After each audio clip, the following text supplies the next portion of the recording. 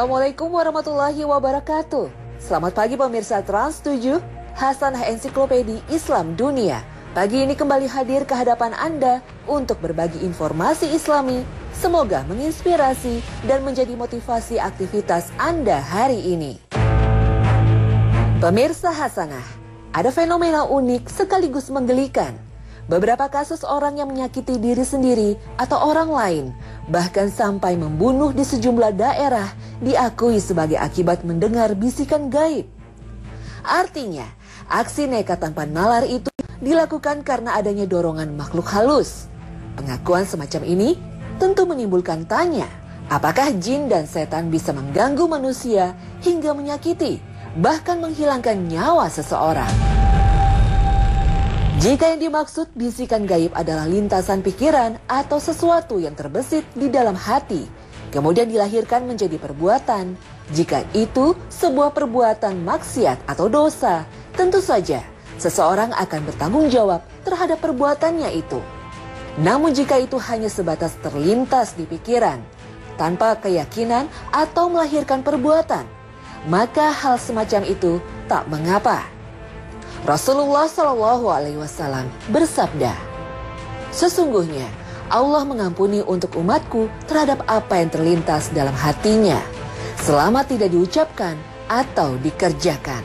Hadis riwayat Muslim.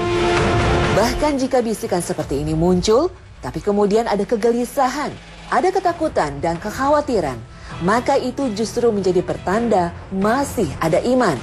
Seperti yang disampaikan oleh Rasulullah SAW kepada para sahabatnya. Sebagaimana yang diutarakan para sahabat, "Wahai Rasulullah, kami terkadang menjumpai lintasan pikiran pada diri kami. Andaikan kami dijatuhkan dari langit, lebih kami sukai daripada mengungkapkan lintasan pikiran itu." Rasulullah SAW berkomentar, "Itu bukti adanya iman." Hadis riwayat Muslim, Abu Daud, dan yang lainnya. Para ulama diantaranya Imam Nawawi mengatakan jika hanya lintasan pikiran dan bisikan hati seperti itu tidaklah menyebabkan seorang mendapat dosa.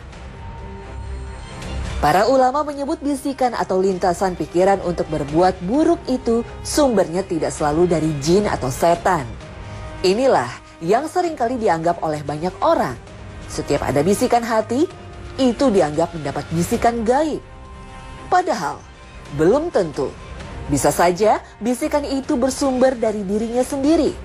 Inilah yang ditegaskan Allah Subhanahu wa Ta'ala dalam firman-Nya.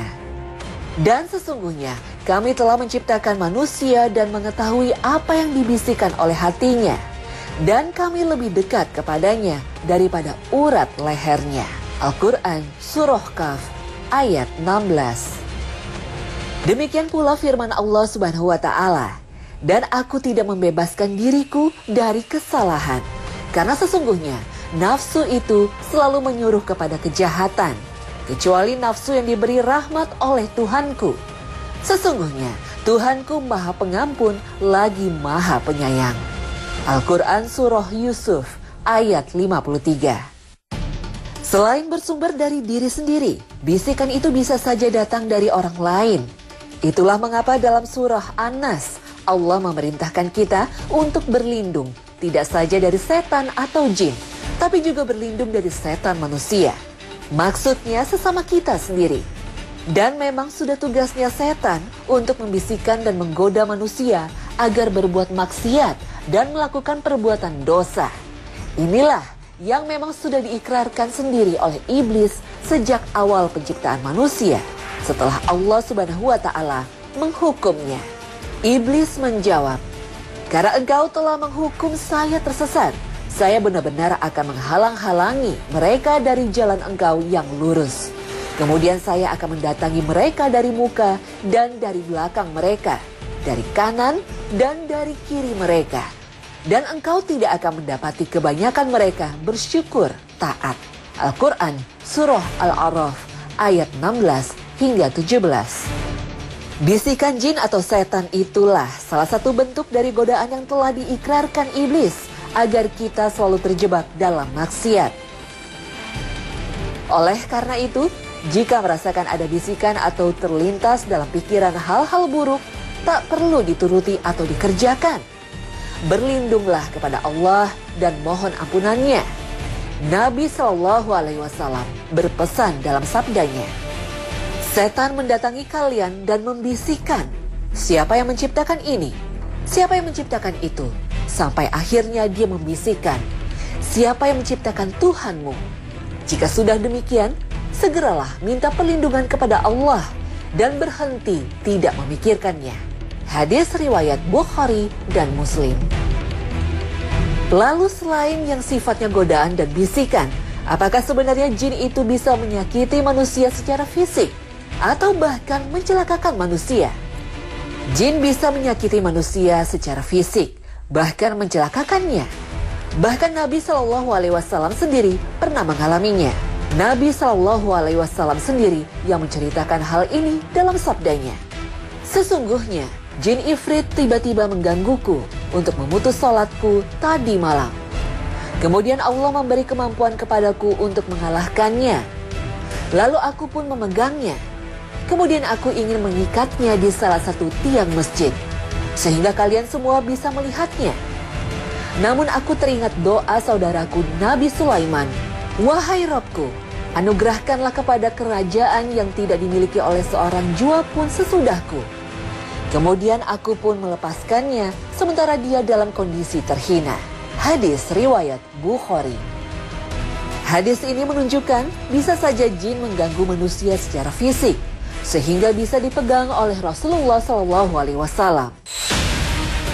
Sebenarnya jika jin atau setan memiliki kemampuan menyakiti secara fisik, bahkan bisa membunuh kita, justru hal semacam ini tak perlu ditakuti. Karena tugas setan atau jin bukanlah menyakiti fisik atau membunuh manusia, tapi menyesatkan manusia. Jika hanya sekedar menyakiti atau membunuh, hal ini tentu justru menguntungkan manusia itu sendiri.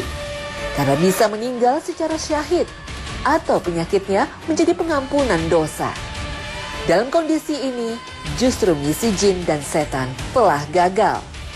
Sebagai seorang muslim yang beriman, harus meyakini bahwa apapun yang bersumber dari kekuatan gaib, entah itu dari setan, jin, ataupun sihir, semuanya tidak akan berarti apa-apa tanpa seizin Allah Subhanahu wa Ta'ala. Oleh sebab itu, yang perlu kita lakukan adalah memohon ampun kepada Allah dan membentengi diri dengan apa yang telah diajarkan Rasul-Nya. Seandainya itu pun tetap terjadi pada diri kita, maka barangkali Allah ingin menguji kita untuk kebaikan kita sendiri. Wallahu a'lam. Pemirsa, mengapa agama menganjurkan agar kamar anak laki-laki terpisah dengan anak perempuan? Lalu bagaimana pula jika di rumah hanya punya satu kamar? Jangan kemana-mana, sesaat lagi Hasanah segera kembali.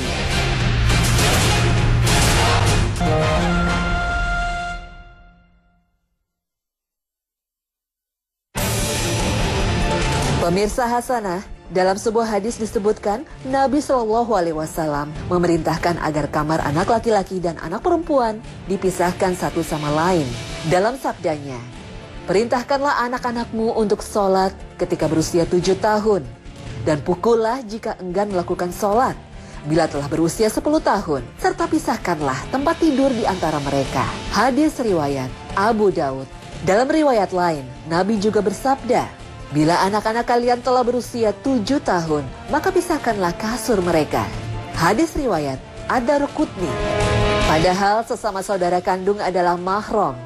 Seharusnya aturannya tidak begitu ketat jika dibandingkan dengan aturan antara laki-laki dan perempuan yang bukan mahram. Lalu mengapa Rasulullah SAW memerintahkan untuk memisahkan kamar anak laki-laki dan perempuan? Bagaimana pula jika hal ini tidak bisa dilakukan karena rumahnya hanya memiliki satu kamar untuk anak-anak? Memang, anak laki-laki dan perempuan sebagai saudara kandung adalah mahram. Sehingga dalam hal menutup aurat, saudara perempuan masih boleh terlihat sebagian anggota tubuhnya, seperti rambut dan tangannya. Sesuai firman Allah, diharamkan atas kamu mengawini ibu-ibumu, anak-anakmu yang perempuan, saudara-saudaramu yang perempuan. Al-Quran Surah An-Nisa ayat 23. Meski begitu, Rasulullah tetap memerintahkan untuk memisahkan tempat tidur anak laki-laki dan perempuan ketika mereka telah balik. Kira-kira ketika telah memasuki umur 7 hingga 10 tahun atau ketika telah muncul tanda-tanda balik. Hal ini untuk menghindari timbulnya fitnah. Sebab syahwat bisa menyerang siapa saja, hingga ke sesama saudara kandung sekalipun. Maka mencegah terjadinya hal tersebut tentu lebih baik dilakukan. Al-Hafiz Ibnu Hajar menyebutkan bahwa menurut para imam, memisahkan tempat tidur antara anak laki-laki dan perempuan hukumnya wajib. Berdasarkan hadis yang diriwayatkan Abu Daud, artinya anak laki-laki dan anak perempuan tidak boleh berkumpul di satu tempat tidur. Lalu bagaimana jika kondisi rumah hanya punya satu kamar untuk anak-anak? Intinya, Rasulullah memerintahkan untuk memisahkan tempat tidur antara anak laki-laki dan anak perempuan. Jika memungkinkan, mereka diberi kamar masing-masing agar lebih aman dari fitnah. Tapi jika tidak memungkinkan, misalnya karena ketersediaan kamar terbatas, maka boleh saja ditempatkan dalam satu kamar, namun kasurnya tetap dipisah. Sebagian ulama juga mengatakan, aturan etika dalam rumah ini tidak hanya berlaku pada sesama anak, melainkan antara anak dengan orang tuanya pun sebaiknya mulai dipisah tempat tidur ketika sang anak sudah balik. Dan jika ingin masuk ke kamar orang tuanya, anak-anak harus meminta izin terlebih dahulu berdasarkan firman Allah Subhanahu wa taala. Dan apabila anak-anakmu telah sampai umur balik, maka hendaklah mereka meminta izin seperti orang-orang yang sebelum mereka meminta izin. Demikianlah Allah menjelaskan ayat-ayatnya. Dan Allah Maha Mengetahui lagi Maha Bijaksana. Al-Quran Surah An-Nur ayat 59. Menurut Al-Auza'i, ayat ini menjelaskan bahwa anak yang sudah balik wajib meminta izin setiap kali ingin menemui orang tuanya di kamar. Sementara anak yang belum balik hanya diharuskan meminta izin di 3 waktu tertentu, yaitu sebelum subuh, selepas zuhur, dan setelah isya.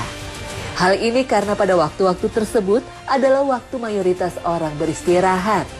Allah Subhanahu wa taala menjelaskan dalam firman-Nya, "Hai orang-orang beriman, hendaklah budak-budak laki-laki dan wanita yang kamu miliki dan orang-orang yang belum balik di antara kamu meminta izin kepada kamu 3 kali dalam satu hari, yaitu sebelum sembahyang subuh, ketika kamu menanggalkan pakaian luarmu di tengah hari, dan sesudah sembahyang isya. Itulah 3 aurat bagi kamu." Al-Quran Surah An-Nur ayat 58. Wallahu a'lam bishawab. Pemirsa, melakukan sholat syuruk mendapatkan pahala haji dan umroh secara sempurna. Apa bedanya dengan sholat duha? Fakta bahwa pembohong itu membuat orang sulit menerima hidayah dan dijauhkan dari rizki juga akan menjadi sajian hasanah selanjutnya. Jangan kemana-mana. Sesaat lagi, Hasanah segera kembali.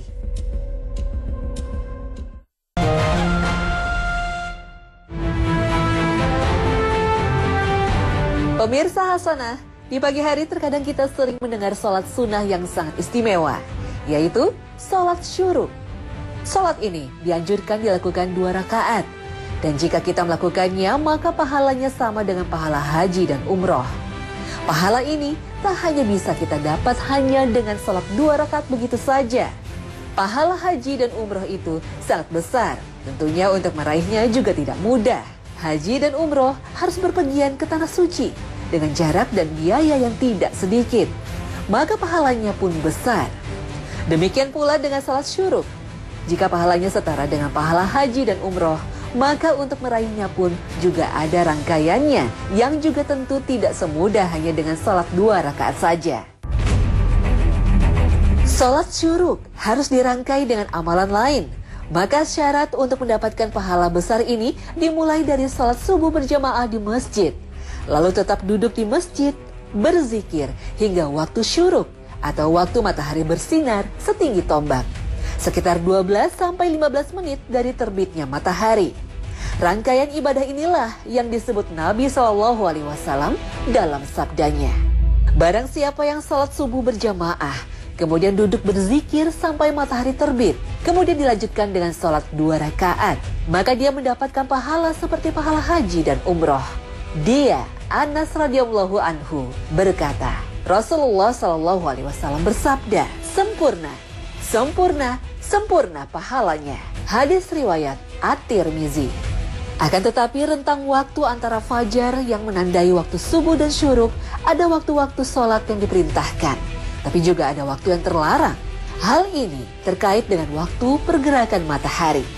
Itu sebabnya kita sering mendengar istilah fajar, tulu atau terbit, syuruk atau matahari bersinar, dan waktu duha. Lalu bagaimana menandainya? Perjalanan waktu di pagi hari dalam fikih terbagi dalam 4 etape. Pertama, fajar yang menandai datangnya waktu subuh. Dengan munculnya fajar berupa serpihan sinar dari mentari yang masih menyelinap di balik bola bumi dan tak lama lagi akan terbit. Dalam fikih dikenal adanya 2 jenis fajar. Pertama, fajar kazib atau fajar bohong-bohongan, berupa serpihan sinar mentari berbentuk memanjang secara vertikal dan muncul hanya beberapa saat saja, setelah itu lenyap. Karena itu disebut kazib atau bohong. Yang kedua, fajar syadik atau fajar beneran. Serpihan sinar ini bentuknya memanjang secara horizontal. Fajar inilah yang menjadi tanda masuknya waktu subuh dan kita menyambutnya dengan sholat fardu. Rasulullah Shallallahu Alaihi Wasallam bersabda, menjelaskan masuknya waktu subuh ketika langit sudah mulai terang. Kemudian dia, Jibril, mendatangiku untuk sholat subuh ketika langit terang. Lalu dia berkata, bangunlah dan sholatlah. Maka beliau Rasulullah Shallallahu Alaihi Wasallam melaksanakan sholat subuh. Hadis riwayat An-Nasai dan Ahmad serta disahihkan oleh Al-Albani. Etape kedua adalah tulu atau waktu terbitnya matahari. Ini berawal dari munculnya bagian atas bundaran matahari hingga tuntas seluruh bundarannya terangkat dari permukaan bumi. Ini berlangsung kira-kira 12-15 menit. Di sepanjang rentang waktu inilah disebut dengan waqt al-karohah, waktu yang dilarang sholat sunnah. Mengapa dilarang? Karena pada saat itu setan mendekati matahari dan meletakkan kedua tanduknya di sisi kanan dan kiri matahari. Sehingga apabila ada orang yang menyembah matahari, maka pada saat itu dia seolah menyembah setan. Sedangkan kaum muslimin dilarang melakukan ibadah yang menyerupai ibadah orang kafir. Hal ini sebagaimana informasi dari Nabi Shallallahu Alaihi Wasallam dalam hadis dari Amr bin Abasah. Dia berkata, saya bertanya, wahai Nabi Allah, ceritakanlah kepadaku tentang sholat. Lalu Nabi Shallallahu Alaihi Wasallam bersabda, lakukanlah sholat subuh, kemudian tahanlah untuk melakukan sholat hingga terbit matahari dan terangkat naik. Karena ia terbit di antara 2 tanduk setan. Dan pada saat itu orang-orang kafir bersujud kepadanya. Kemudian kerjakanlah sholat, karena sholat itu disaksikan dan dihadiri oleh para malaikat sampai engkau melakukan sholat asyar hingga terbenam matahari. Karena ia terbenam di antara 2 tanduk setan. Dan pada saat itu orang-orang kafir sujud kepadanya. Hadis riwayat Muslim dan Ahmad. Imam An-Nawawi di dalam kitabnya Syarah Sahih Muslim memberikan penjelasan tentang 2 tanduk setan dengan menyebutkan beberapa pendapat. Di antaranya ada yang mengatakan bahwa ia adalah kelompok setan dan pengikutnya. Ada yang mengatakan bahwa ia adalah kekuatan, kemenangan, dan tersebar luasnya kerusakan. Ada juga yang mengatakan bahwa ia adalah 2 tanduk yang ada di ujung kepala setan. Dan inilah pendapat yang kuat. Pada waktu tulu atau matahari terbit, setan dan para pengikutnya tampak menguasai dan mendominasi agar bisa mengacaukan sholat orang-orang yang melakukannya. Itu sebabnya makruh melaksanakan sholat pada saat-saat seperti ini. Sebagaimana makruh melaksanakan sholat di tempat-tempat yang menjadi tempatnya setan. Larangan sholat sunnah di waktu tulu atau matahari terbit secara tegas dinyatakan dalam hadis Nabi Shallallahu Alaihi Wasallam. Ada 3 waktu di mana Nabi Shallallahu Alaihi Wasallam melarang kami untuk melaksanakan sholat di 3 waktu tersebut, atau menguburkan jenazah kami. 1. Ketika matahari terbit sampai tinggi. 2. Ketika seseorang berdiri di tengah bayangannya sampai matahari tergelincir. Dan 3. Ketika matahari miring hendak tenggelam sampai benar-benar tenggelam. Hadis riwayat Muslim. Mayoritas ulama berpendapat bahwa sholat yang dilarang pada waktu-waktu tersebut adalah sholat sunnah secara umum. Sedangkan Imam Syafi'i mengatakan bahwa sholat sunnah yang dilarang adalah sholat-sholat sunnah yang tidak memiliki sebab. Adapun para ulama mazhab Hanafi melarang melakukan semua macam sholat di waktu terlarang tersebut, bahkan sholat fardu sekalipun, kecuali sholat asar hari itu dan sholat jenazah. Lalu bagaimana jika bangun kesiangan atau ketiduran hingga waktu tepat waktu tulu atau terbit matahari? Sementara dia belum sholat subuh, padahal saat itu merupakan waktu terlarang sholat. Maka dalam hal ini dibolehkan sholat subuh di waktu terbit matahari atau tulu dan setelahnya. Karena waktu sholat subuh bagi orang yang bangun kesiangan adalah waktu terbangun. Jika waktu terbangun bertepatan terbitnya matahari, maka tidak mengapa dia melaksanakan waktu subuh di waktu terlarang. Karena dalam kondisi ini, orang hendaknya menyegerakan sholat subuh begitu terbangun dari tidurnya dan tidak boleh menundanya lagi. Rasulullah SAW bersabda, barang siapa yang meninggalkan sholat karena lupa atau tertidur, maka hendaknya dia melakukan sholat itu ketika telah ingat. Hadis riwayat Al-Bukhari. Etape ketiga adalah waktu isyraq atau syuruk, yaitu waktu memancarkan sinar mentari. Ini berawal sejak berakhirnya waktu tulu atau terbit. Maka ketika matahari bergerak hingga bayangannya mencapai 1 tombak atau sekitar 2 meter, maka bersamaan dengan ini, sholat sunnah bukan saja tidak lagi diharamkan, tetapi justru sangat dianjurkan. Inilah sholat syuruk yang dilakukan 2 rakaat. Jika sholat ini dirangkai sebelumnya dengan sholat subuh berjamaah, lalu tetap berada di masjid dengan berzikir, lalu sholat 2 rakaat, maka pahalanya setara dengan pahala haji dan umroh.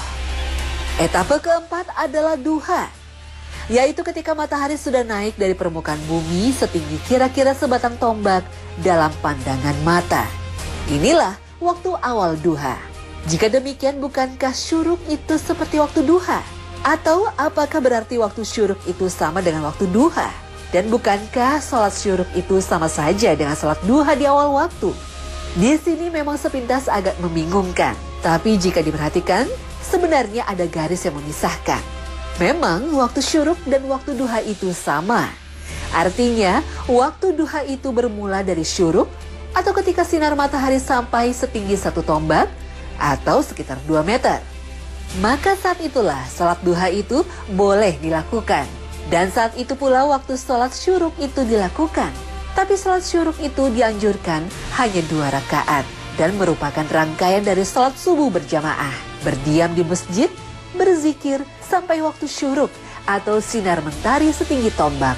Waktu duha berakhir hingga tergelincirnya matahari di awal siang. Memasuki waktu duha ini merupakan waktu yang luar biasa. Nabi SAW bersabda, barang siapa mengerjakan sholat duha 2 rakaat, maka dia tidak ditetapkan termasuk orang-orang yang lengah. Barang siapa sholat 4 rakaat, maka dia tetapkan termasuk orang-orang yang ahli ibadah. Barang siapa mengerjakan 6 rakaat, maka akan diberikan kecukupan pada hari itu. Barang siapa mengerjakan 8 rakaat, maka Allah menetapkannya termasuk orang-orang yang tunduk dan patuh. Dan barang siapa mengerjakan sholat 12 rakaat, maka Allah akan membangunkan baginya sebuah rumah di surga.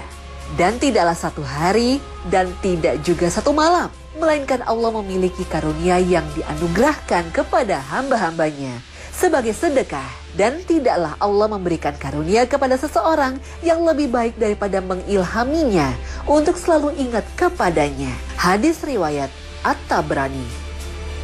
Dengan demikian, bisa disimpulkan, sholat duha itu bisa dibagi 3 waktu. Sholat duha di awal waktu, yaitu di waktu syuruk, atau saat matahari setinggi tombak, atau 2 meter. Kedua pertengahan waktu, dan ketiga sholat duha di akhir waktu. Dan yang terakhir inilah yang disebut dengan sholat awabin, atau orang-orang yang kembali. Wallahu a'lam.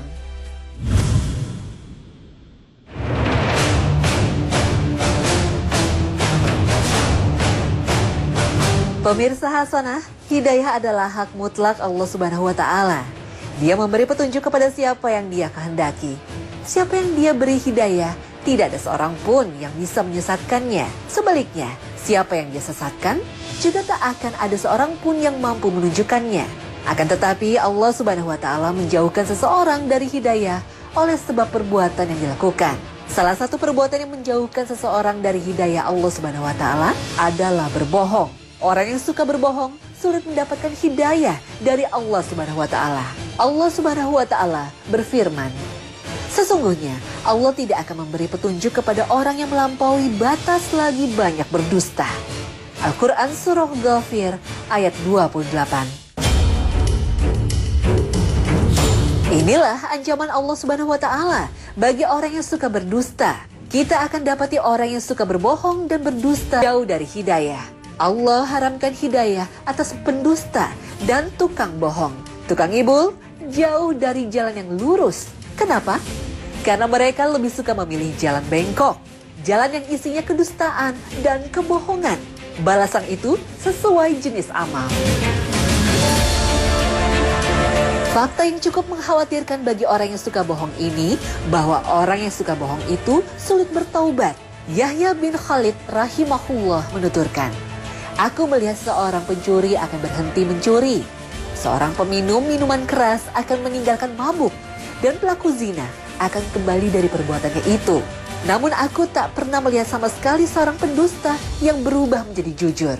Maka berdusta adalah perilaku buruk di mata Allah Subhanahu wa Ta'ala. Berdusta juga induk dari berbagai keburukan. Karenanya, siapa yang gemar berbohong, berdusta, dan ngibul, maka akan dijauhkan dari hidayah. Semakin banyak berdusta, maka akan semakin sulit bertaubat dan kembali ke jalan benar. Orang yang sering ngibul, maka akan dijauhi. Orang yang terkenal suka bohong, akan dipandang hina di mata orang lain. Jika bicara, tak akan dipercaya. Jika merekomendasi, tak akan dipenuhi, dan jika melamar tak akan diterima. Syekh Nida Abu Ahmad menegaskan, berbohong itu mengurangi rezeki dan menghancurkan keberkahan. Nabi SAW bersabda, berbakti ke orang tua menambah umur, berdusta mengurangi rezeki, dan doa menolak qada. Allah Subhanahu wa Ta'ala menjelaskan, berbohong dan berdusta menjadi kebiasaan orang kafir dan munafik. Adapun orang-orang yang kafir dan mendustakan ayat-ayat kami, mereka itu penghuni neraka. Mereka kekal di dalamnya. Al-Quran Surah Al-Baqarah ayat 39. Sesungguhnya yang mengada-ngadakan kebohongan hanyalah orang-orang yang tidak beriman kepada ayat-ayat Allah. Dan mereka itulah orang-orang pendusta. Al-Quran Surah An-Nahl ayat 105. Allah Subhanahu wa Ta'ala juga menegaskan, bohong menjadi ciri dan sifat orang-orang munafik. Apabila orang-orang munafik datang kepadamu, mereka berkata, kami mengakui bahwa sesungguhnya kamu benar-benar Rasul Allah. Dan Allah mengetahui bahwa sesungguhnya kamu benar-benar Rasulnya. Dan Allah mengetahui bahwa sesungguhnya orang-orang munafik itu benar-benar orang pendusta. Al-Quran Surah Al-Munafikun ayat 1.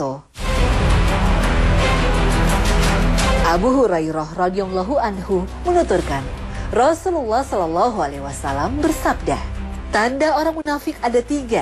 Apabila ia berkata dusta, apabila berjanji mengingkari, dan apabila diberi amanat berkhianat. Muttafaq alaih. Dalam hadis yang sangat masyhur, Rasulullah Shallallahu Alaihi Wasallam bersabda, ada 4 hal yang jika berada pada diri seseorang, maka ia menjadi seorang munafik sesungguhnya. Dan jika seseorang memiliki kebiasaan salah satu daripadanya, maka berarti ia memiliki satu kebiasaan ciri nifak sampai ia meninggalkannya. Bila dipercaya ia berkhianat, bila berbicara ia berdusta, bila berjanji ia memungkiri, dan bila bertikai ia berbuat curang. Muttafaqun alaih. Wallahu a'lam. Nah pemirsa, sampai di sini akhir perjumpaan kita hari ini. Semoga Allah Subhanahu wa Ta'ala senantiasa memberikan hidayah dan taufiknya kepada kita. Amin ya Rabbal Alamin. Terima kasih atas perhatian Anda. Wassalamualaikum warahmatullahi wabarakatuh.